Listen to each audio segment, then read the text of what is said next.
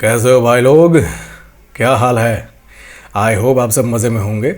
अब दोस्तों, आज के इस क्विक वीडियो में बहुत ही क्विकली आपको एक बहुत इंपॉर्टेंट चीज़ समझाना चाहता हूं। अगर आपने मेरे रेकमेंडेशन पे या इवन किसी और के रेकमेंडेशन पे भी इंटेल के आर्क सीरीज़ का कोई जीपीयू लिया है वीडियो एडिटिंग पर्पज़ के लिए, गेमिंग के लिए तो मैं मना कर चुका हूं। वैसे जो अभी लास्ट ड्राइवर अपडेट आया है उसमें गेमिंग में भी काफ़ी इंप्रूवमेंट मिला है। तो आपने किसी भी पर्पज़ के लिए ये पर्टिकुलर जीपीयू लिया है, आर्क A350, ठीक है, या 750 या 717, तीनों में से कोई भी जीपीयू लिया है ना, तो आपको बायोस में जाके जो रीबार का ऑप्शन होता है, रीसाइजेबल बार का, ये ऑन करना बहुत ज़रूरी है और बहुत एक्सट्रीमली ज़रूरी है। इससे आपको दो चीज़ों में इंप्रूवमेंट मिलेगा। फर्स्ट ऑफ ऑल तो आपके जीपीयू का जो परफॉर्मेंस है वो और भी बढ़ जाएगा, ठीक है। अगर आपने इसे ऑन नहीं किया है और बाय डिफ़ॉल्ट बायोस में ये ऑफ होता है या डिसेबल्ड होता है, तो बाय डिफ़ॉल्ट अगर आप इसे चला रहे हो तो आप अपने जीपीयू का मैक्सिमम परफॉर्मेंस एंजॉय नहीं कर पा रहे हो, ठीक है। तो इसे आपको ऑन करना ज़रूरी है।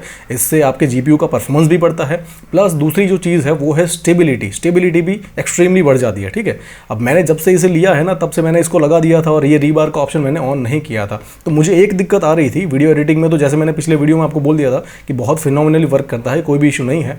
लेकिन एक दिक्कत जो मुझे आ रही थी वो ये था कि 10% टाइम, मतलब 10 में से एक बार ऐसा होता था कि जब भी कोई नया विंडो हम ओपन करते थे ना, जैसे कि VLC मीडिया प्लेयर ओपन किया या क्रोम भी ओपन किया या नया टैब ओपन किया क्रोम में या एक्सप्लोरर भी ओपन किया, तो जब भी कोई नया विंडो ओपन होता था ना सडनली, तो बहुत ज़्यादा डिस्टॉर्टेड कलर आ जाते थे। मतलब 10 में से एक बार ऐसा होता था, हर बार नहीं, ठीक है। तो मुझे लगा कि या कहीं ये VRAM का इशू है या GPU ख़राब है या ड्राइवर का इशू है।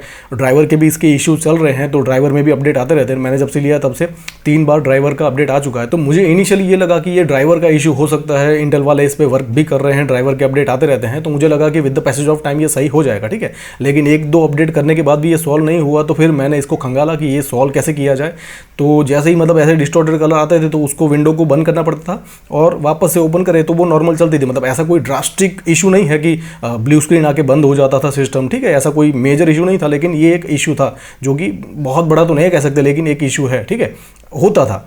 तो ये मुझे फिर बाद में पता चला कि ये रीबार की वजह से होता था। मतलब मैंने रीबार को जैसे ही ऑन किया तो जीपीयू का परफॉर्मेंस भी बढ़ा, एज वेल एज ये जो इशू आता था ना, ये गॉन फॉर एवर, ठीक है। उसके बाद मतलब जब से रीबार को ऑन किया है ना, तब से ये इशू कभी देखने को नहीं मिला है। तो आपको भी अगर ये जीपीयू आपने लिया है, ठीक है, E380, 750, 770 कोई भी, तो आपको बायोस में जाके रीबार को ऑन करना बहुत ज़रूरी है। अब बहुत सारे लोगों को नहीं पता होता या नहीं आता है कि रीबार को ऑन कैसे किया जाए, बायोस में ये सेटिंग कहाँ पे मिलता है। तो आज मैं आपको प्रैक्टिकली करके दिखाना चाहता हूँ कि बायोस में आपको ये रीबार को ऑन कैसे करना है। रीबार को ऑन करके आप सिस्टम को रिस्टार्ट करोगे तो डेफिनेटली आपके जीपीयू का परफॉर्मेंस भी बढ़ जाएगा और स्टेबिलिटी भी बढ़ जाएगी। तो दोस्तों, आप जैसे ही बायोस में एंटर करोगे आपके सामने UEFI का कुछ ऐसा व्यू अवेलेबल होगा। मेरे पास गीगाबाइट का मदरबोर्ड है, लेकिन आपके पास MSI है, ASUS है या ASRock है, कोई भी मदरबोर्ड है, उसमें आपको UEFI बायोस मिलेगा, ठीक है। तो DLED F2 दबा के जैसे ही आप उसमें एंटर करोगे आपको कुछ ऐसा ईजी व्यू मिलेगा, ठीक है। अब ये जो ईजी मोड है उसमें आपको रीबार को ऑन करने का ऑप्शन नहीं मिलेगा, इसलिए आपको एडवांस मोड में जाना पड़ेगा। एडवांस मोड में जाने के लिए यहाँ पे देखो तीसरा ऑप्शन है एडवांस मोड, ठीक है। अब आपके बायोस में हो सकता है कुछ और ऑप्शन हो, लेकिन आपको यहाँ पे क्लिक करके एडवांस मोड में जाना है। F2 दबा के भी जा सकते हो। जैसे ही एडवांस मोड में आओगे ना, आपके सामने बहुत सारे ऑप्शन, बहुत सारे अलग अलग टैब अवेलेबल हो जाएंगे। तो उसमें आपको सेटिंग वाले टैब पे जाना है, तीसरा टैब है, और उसमें जो दूसरा नंबर का ऑप्शन है IO पोर्ट्स का, उसमें आपको क्लिक करना है। अब ये जो चीज़ है ना जो मैं आपको दिखाने जा रहा हूँ, ये रीबार का, ये हो सकता है IO सेक्शन में हो या PCI एक्सप्रेस के सेक्शन में हो, आपके बायोस में कुछ अलग जगह हो सकता है, लेकिन आपको ये चीज़ ढूंढनी है। जैसे ही आप IO पे क्लिक करोगे आपके सामने ये जो चौथा ऑप्शन है ना, अबव 4G डिकोडिंग, उस पर आपको जाना है, ठीक है। ये चीज़ आपको ढूंढनी है आपके पूरे बायोस में, अबव 4G डिकोडिंग। इस पे जैसे आप क्लिक करोगे आपके सामने बाय डिफॉल्ट, जैसे मैंने कहा, ये डिसेबल होता है, आपको करना है इसे इनेबल। जैसे उसको इनेबल करोगे उसके नीचे, जस्ट नीचे ये ऑप्शन अवेलेबल हो जाएगा, रीसाइजेबल बार, ठीक है, रीसाइजेबल बार का सपोर्ट। पहले ये जब डिसेबल था तब ये ऑप्शन नहीं था। जैसे ही आप उसे इनेबल करोगे ये आपके सामने ऑप्शन अवेलेबल हो जाएगा, और जैसे ही आप उस पर क्लिक करोगे आपके सामने 2 ऑप्शन अवेलेबल होंगे। मेरे में बाय डिफॉल्ट ऑटो या डिसेबल है, आपके में हो सकता है ऑन ऑफ का ऑप्शन हो या इनेबल डिसेबल का हो। तो आपको बाय डिफॉल्ट इसे डिसेबल से इनेबल कर देना है, ठीक है। तो मैं यहाँ पे ऑटो रख रहा हूँ, आपके में इनेबल डिसेबल हो तो आपको इनेबल करना है, ऑन ऑफ का ऑप्शन हो तो आपको ऑन करना है, ठीक है। अब इसके बाद आपको सिस्टम को F10 दबा के रिस्टार्ट करना है।